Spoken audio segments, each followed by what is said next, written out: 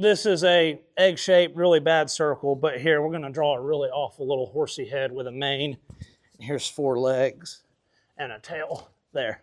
So what people kind of like to think, and just because this is human nature, we got this horse here, and he's got figure every grain right here is a little spot. This is the thing Ray Hunt talked about. Every little grain here is a little spot in him. These can be a bunch of, oh look, some of them are bigger than others. That fits. Each one of these little grains can be a good little spot or a bad little spot.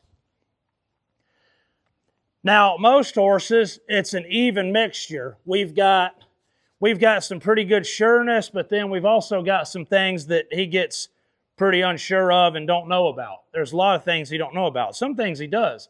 For example, you guys notice every one of these horses is letting you sit on them and they're not bucking, right? So what people think is what are the 5 things that I can do to fix that horse, that I can put in there to fix him? You guys remember, each one of these grains is a good spot in the bat. Let's not worry about the good. Hold on.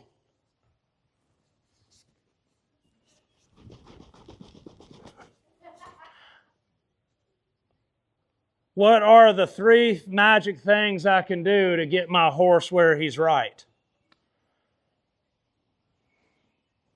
That's kind of the point I try to make at these clinics. It's never 3 things. It's that many things. So he can have a bunch of good little spots, or they can be a bunch of bad little spots. And what happens is all of these bad spots will come together to be 4 or 5 very noticeable, big, 5 bad things we wouldn't like. He's weird on the trail. He throws his head when I ask him to back.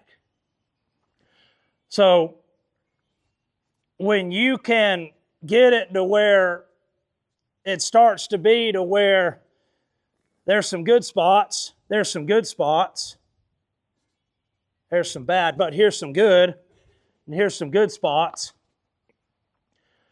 It's never 5 things, it's 5 million. And if you have it to where you've got a bunch of good little spots, all of those little good spots, some of them are a little easier to recognize, some of them are microscopic, but if you get it to where there's a bunch of little good spots in them, all of that will come together to be 5 or 6 really amazing things. For example, he stops really good. Or when I kind of look and my intent goes that way, he feels that and he follows and turns right. When I reach for him, it goes to his legs and he backs up. Did you guys notice the one in front of y'all yesterday when I said, oh, now he's looking like a first grade backer? Did y'all notice how the head did nothing? It just hung.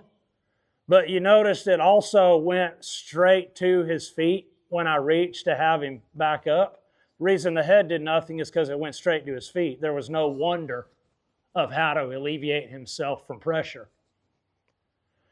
So, yeah, kind of keep that in mind. And what we've been trying to do here is like find little spots and turn them into good spots, you know.